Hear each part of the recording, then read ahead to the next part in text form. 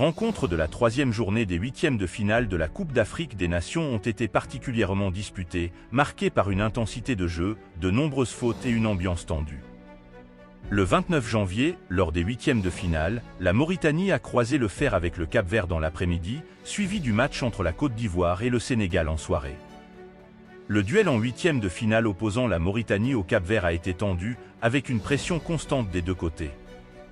En première période, la Mauritanie a dominé de manière significative le Cap-Vert en lançant des contre-attaques sporadiques. Bien que les Mauritaniens aient bien entamé la première période, leurs efforts n'ont malheureusement pas suffi à modifier le score.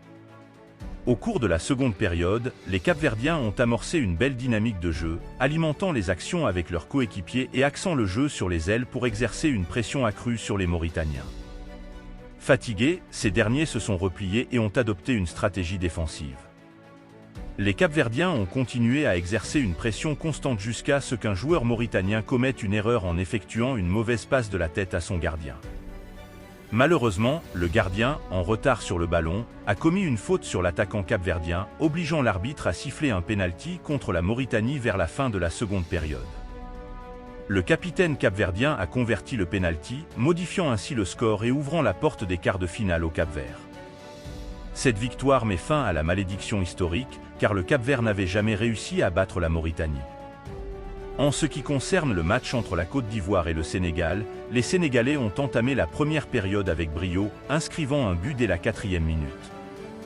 Après ce but précoce, la Côte d'Ivoire, sous pression, a pris le contrôle du jeu en alimentant habilement les actions, exerçant une pression constante et axant son jeu sur Seko Fofana ainsi que sur les deux ailiers. De leur côté, les Sénégalais se sont repliés en adoptant une posture défensive. La Côte d'Ivoire a dominé le terrain, mettant la défense sénégalaise en difficulté. Toutefois, malgré les efforts offensifs ivoiriens, le score est resté inchangé à la fin de la première période, similairement à la situation rencontrée par la Mauritanie. Au cours de la seconde période, les Ivoiriens, déterminés, ont maintenu leur intensité initiale. Leur persévérance a finalement porté ses fruits avec une passe dans la surface sénégalaise pour un joueur ivoirien, provoquant une faute du gardien sénégalais. Cela a offert à la Côte d'Ivoire l'opportunité d'égaliser à la 86e minute. Les 90 minutes réglementaires se sont conclues sur un score de 1-1, un score qui n'a pas changé pendant les prolongations des deux côtés. La Côte d'Ivoire a finalement remporté la victoire de manière miraculeuse lors de la séance de tir au but, éliminant ainsi le Sénégal en huitième de finale.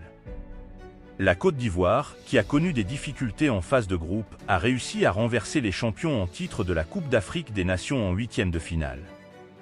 Une réalité incroyable pour ceux qui n'auraient pas anticipé une telle performance de l'équipe ivoirienne. Un grand bravo à l'entraîneur ivoirien qui a pris des risques en reléguant certains joueurs sur le banc. Cependant, ces choix stratégiques se sont révélés fructueux pour les éléphants. En examinant l'historique de leur confrontation, la Côte d'Ivoire a remporté 11 victoires sur 18 matchs contre le Sénégal, tandis que le Sénégal n'a enregistré que 4 victoires contre la Côte d'Ivoire, avec 3 matchs nuls des deux côtés. Qualifiée pour les quarts de finale, la Côte d'Ivoire affrontera le Cap-Vert. Voici les déclarations de Didier Drogba avant le match entre la Côte d'Ivoire et le Sénégal. Quand on a une nouvelle chance de se racheter après ce que l'on a vécu face à la Guinée équatoriale, il est impératif de la saisir. Mettez-vous à fond. Nous avons confiance en vous.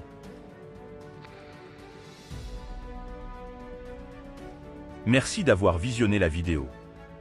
N'hésitez surtout pas à vous abonner et à laisser un commentaire. À bientôt. La